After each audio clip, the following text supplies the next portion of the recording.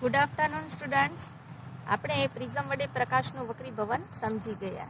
હવે અહીંયા તમારી સમક્ષ હું એક રસપ્રદ પ્રવૃત્તિ કરવા જઈ રહી છું. આપણે બધાએ જ ઇન્દ્રધનુષ એટલે કે રેમ્બો જોયેલું છે.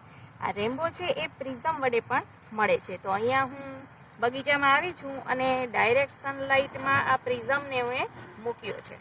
હવે આ પ્રિઝમ છે એનાથી સૂર્યપ્રકાશના કિરણોનું અમુક ખૂણાએ વક્રીભવન થાય છે અને એવી રીતે વક્રીભવન થાય છે કે તેની અંદર રહેલા 7 રંગના પ્રકાશ છે એનું જુદા જુદા ખૂણાએ વિભાજન થાય છે. એટલે અહીંયા આપણે પ્રકાશનું વિભાજન કેવી રીતે પ્રિઝમ દ્વારા થાય છે અને એ 7 રંગોનો વર્ણપટ આપણને મળે છે. તો આપણે અહીંયા જોઈશું, અહીંયા મેં ગોઠવણ કરી જ રાખેલી છે. અહીંયા સનલાઇટ એટલે કે સૂર્યપ્રકાશ આ પ્રિઝમ ઉપર પડે છે. પ્રિઝમની આ સપાટી ઉપર સૂર્યપ્રકાશ પડે છે અને પ્રિઝમની આ જે સપાટી છે તેના ઉપર સૂર્યપ્રકાશના કિરણો બાળકો આપાત થાય છે અને અહીંયા આ બીજી જે સપાટી છે ત્યાંથી એનું જુદા જુદા રંગોમાં વિભાજન થાય છે. જુઓ અહીંયા મેં રેમ્બો મેળવેલો છે. જુઓ અહીંયા સૌથી પહેલો કલર છે જાંબલી છે, પછી નીલો છે, વાદળી છે, પીળો છે, નારંગી છે અને સૌથી અંતે જે છે એ લાલ કલર દેખાય છે. તો આ રીતે 7 રંગો છે એ આ પ્રિઝમ વડે એનું વિભાજન થતું આપ જોઈ શકો છો. હવે આ જે પ્રયોગ હતો એ ન્યૂટને કર્યો હતો અને તેના દ્વારા એણે તારણ કાઢ્યું હતું કે પ્રકાશનું વિભાજન 7 રંગોમાં થાય છે. પરંતુ ત્યારે ન્યૂટન ક્લિયર ન હતા કે ભાઈ ખરેખર સફેદ પ્રકાશનું વિભાજન 7 રંગોમાં થાય છે.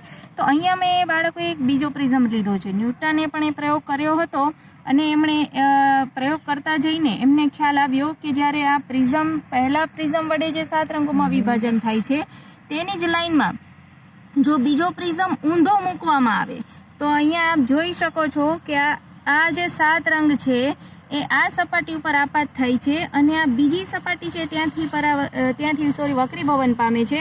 તો અહીંયા આ સફેદ પ્રકાશ દેખાય છે. એટલે જે આ 7 રંગો છે ને એનું વક્રીભવન અહીંયા થઈને નીકળવું જોઈએ તો એ 7 રંગ નથી દેખાતા. અહીંયા આ જે પ્રકાશના કિરણો છે એ સફેદ બની જાય છે. તો એના ઉપરથી ન્યૂટને નક્કી કર્યું કે સફેદ પ્રકાશ છે એનું 7 રંગમાં વિભાજન થાય છે.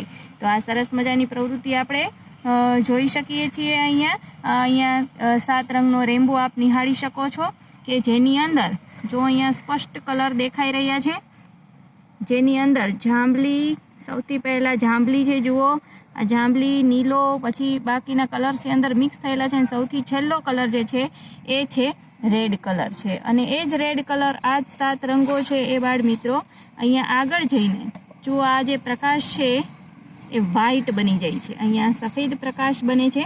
તો આ રીતે સફેદ પ્રકાશ એનું 7 રંગોમાં વિભાજન અને જો બીજો પ્રિઝમ છે એ ઊંધો રાખવામાં આવે તો એ ફરી પાછો સફેદ પ્રકાશ બની જાય છે. તો આ રીતે આપણે આ પ્રવૃત્તિ પ્રિઝમ વડે પ્રકાશનું 7 રંગોમાં વિભાજન જોયું. હવે તેની થિયરિકલ સમજૂતી આ પછીના વિડીયોમાં આપણે જોઈશું. ત્યાં સુધી આવજો.